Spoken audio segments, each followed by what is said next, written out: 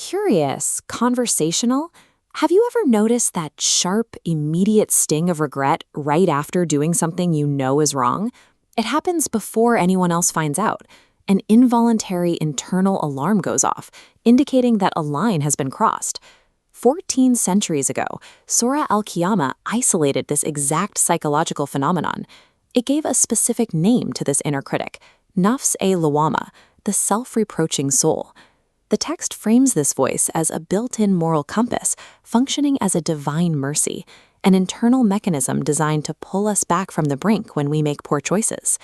If our own biology forces us to judge our own actions in real time, it implies that the human experience is structurally designed for oversight.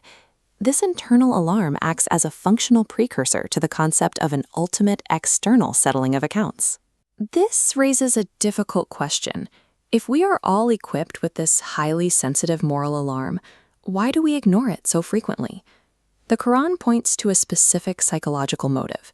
People often reject the idea of an afterlife because accepting its reality requires the immediate cessation of their current desires and habits.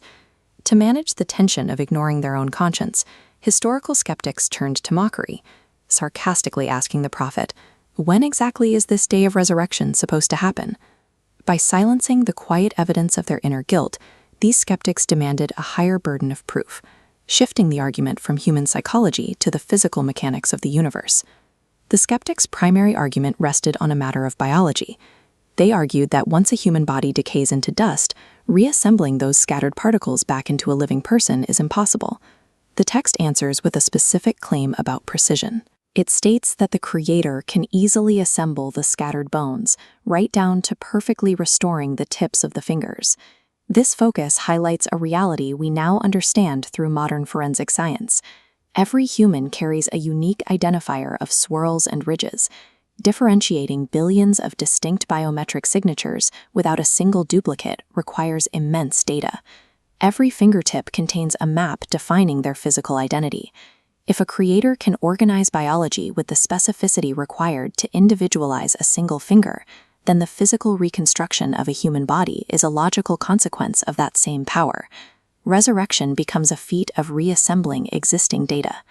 If this authority dictates the microscopic details of our fingertips, what happens when it asserts control over the macro universe? Surah Al-Qiyamah describes a cascading collapse, beginning with the moon losing its light and plunging into darkness. The text describes a total breakdown of orbital mechanics. The gravitational balance that keeps planetary bodies apart fails, forcing the sun and the moon together into a single catastrophic collision. The stable, predictable system we rely on for our concept of time and order shatters. The sky transforms into a display of absolute disruption as the laws of physics are superseded. This collapse is the final proof. The destruction of universal law demonstrates a power existing outside of and superior to the cosmos itself. Beneath this collapsing sky, the focus shifts from the stars back to the psychological state of the people witnessing it. The earlier mockery of "when is this day" vanishes instantly. It is replaced by a single, desperate realization: Aina el-Mafar, where is the escape? But there is no refuge available when the very fabric of reality is failing. No bunker or sanctuary can protect a person from the dissolution of space and time.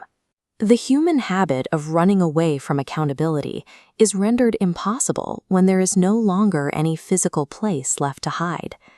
The deafening collapse of the universe stands in sharp contrast to the quiet, persistent voice of the conscience we feel today.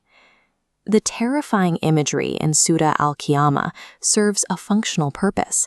It aims to trigger a proactive realization in the present moment before the external reality takes over. The text urges us to choose a course correction now, guided by the internal alarm of guilt, while we still have the agency to change.